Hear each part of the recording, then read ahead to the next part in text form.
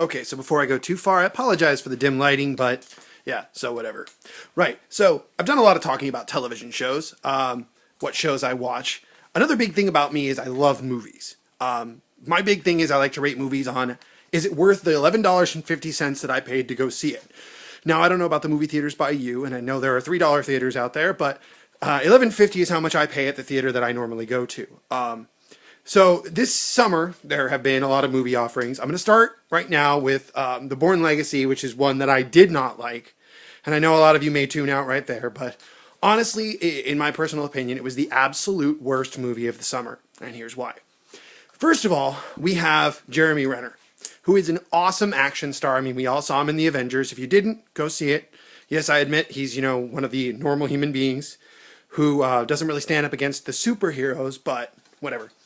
So this movie is supposed to be about Jeremy Renner. However, for the first 25 or 30 minutes of the movie, I should probably mention, spoiler alert, I can't talk about a movie without giving details. So if you don't want to know anything about the movie, now would be the time to stop watching. So for the first 25, 35 minutes of the movie, we're still hearing about Jason Bourne. Well, first of all, as I think we all know, Jason Bourne's not even in this movie. The actor is not even in it. He's shown a couple of times, but the whole first part of the movie, as I said, is all about them chasing Jason Bourne, not Aaron Cross, played by Jeremy Renner. Our only exposure to Aaron Cross is seeing him out on his own, doing his thing out in the wilderness, and getting up to this cabin where, ostensibly he's going to be killed. So by the time we finally get any sort of action out of Aaron Cross, we've already been completely distracted by the fact that, Jason Bourne has been referenced and yet is not in the movie. Secondly, we're at the point where we're now, at least I was bored of the character of Aaron Cross because he hasn't done anything and he's been on screen since the beginning of the movie. Now, of course, the action starts to pick up, a missile blows up the cabin that he's at and, we get the ball rolling.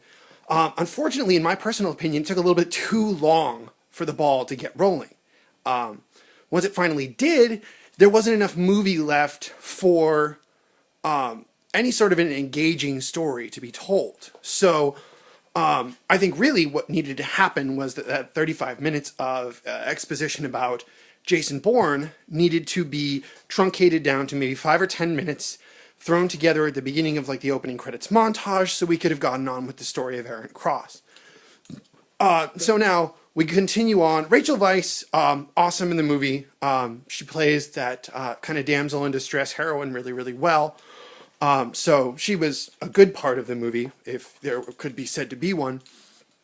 However, we get this whole portion of the movie where now in the previews they kind of talk about a new program like Treadstone without the inconsistencies, which sounds really cool because if you're anything like me, you thought that they were referring to Aaron Cross. However, they've added in a third program now, which is completely different. All the empathy is taken out. So what they consider to be the imperfection of these guys turning against the program has supposedly been taken out. So they build up this whole entire thing of, the Tin Man with no heart versus, the Wizard of Oz reference doesn't hold up, but somebody with, extreme empathy who is fighting for the common man. And they kind of build up this whole battle, kind of this, heart versus head type thing. And then the final battle never happens. They build up this whole thing. It was like, I think the movie was called Unbreakable. Yeah, Unbreakable. The superhero movie where they build you up and build you up and build you up and build you up, but then they don't give you that conclusion. They don't ever actually, it's like someone telling a joke and forgetting the punchline. You stand there and you're just kind of like, well, what do I do now? Because, I kind of want to know what happened. But, in this version, it was just kind of like, it was someone who tells a joke poorly. They build it all up and then they blow the punchline. And then you're left sitting there going, is the joke over?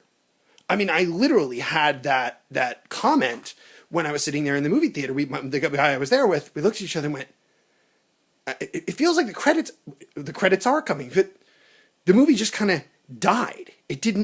There was no climax. There was no real end to the movie. It just kind of went off into the distance. And, you didn't really feel any sense of closure, or at least I didn't.